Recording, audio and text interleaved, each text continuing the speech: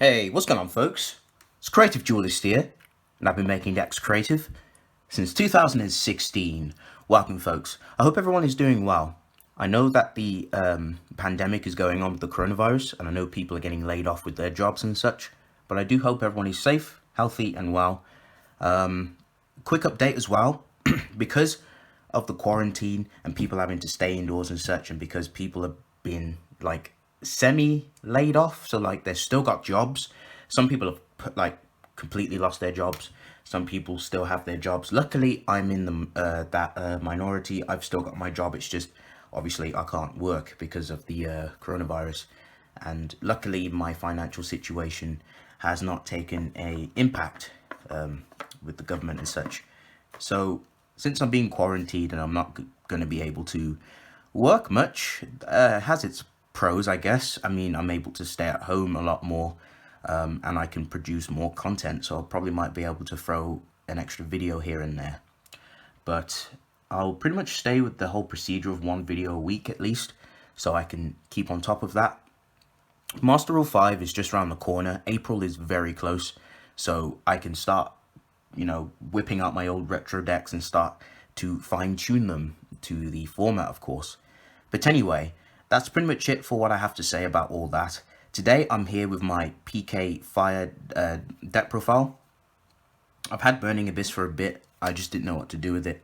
So I've kind of just went with the flow, looked at some profiles, and kind of gelled and kind of find what I wanted to play.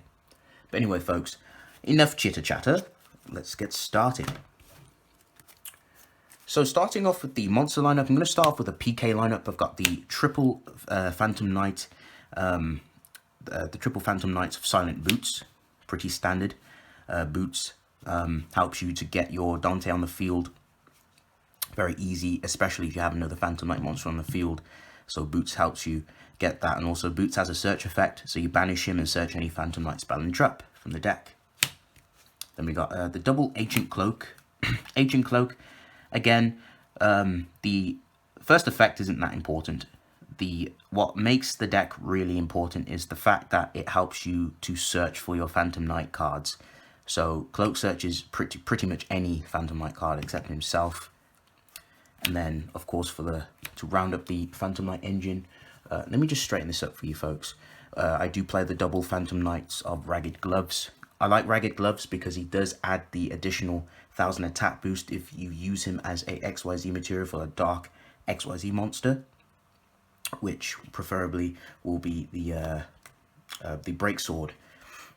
And of course, he does have an effect where he's like a Foolish Burial, so you can banish him and then send a Phantom Knight's card. So really good in those circumstances. So that's going to round up the whole Phantom Knight engine. I'm going to go on to the Burning Abyss lineup. Well, sorry, actually, I'll go on. Yeah, I'll go on with the support engine, then I'll go over the Burning Abyss engine. Then we've got the double Psychic Wheeler. Psychic Wheeler is just there to help you get the Dante, of course, then you rank freeze. Really easy to summon out. Accompanying it, I've got the double Psychic Tracker, pretty standard. Then we've got double Fiendish Rhino Warrior. I think 3 is kind of like cloggy in my opinion. 3, I used to play 3 of it in my old Burning Abyss builds, but I kind of wanted to cut down on the quantity.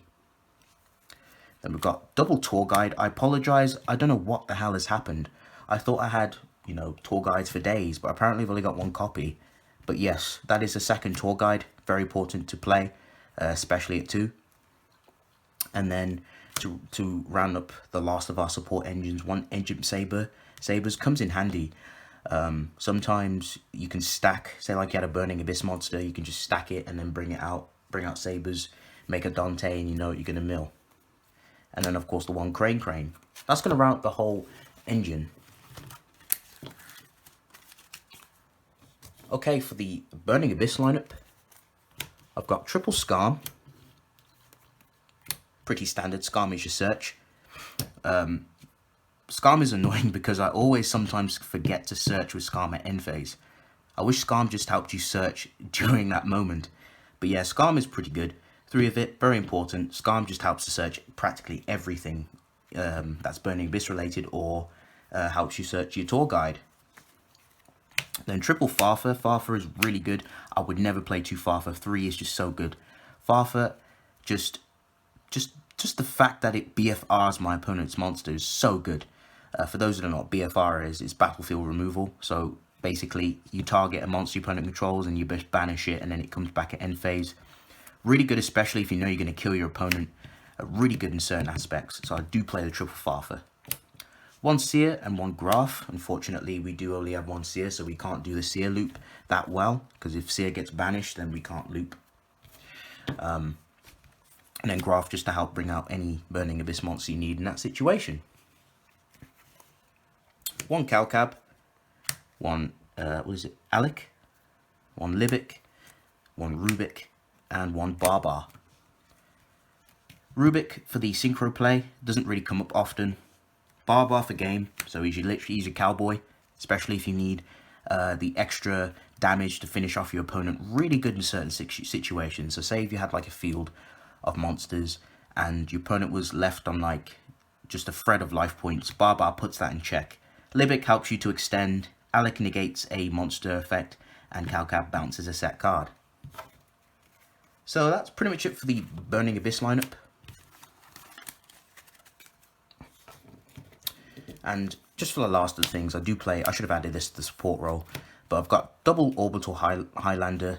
It's optional, you don't have to play Orbital. I like Orbital because of how the deck works, and I just like it, even if I can't fulfill the effect where I can pop something, because what happens is, which is very annoying, is there are times where you tend to excavate cards, and because if you have monsters in the graveyard with the same name, with duplicate names or duplicate monsters, you can't resolve the effect, which sucks.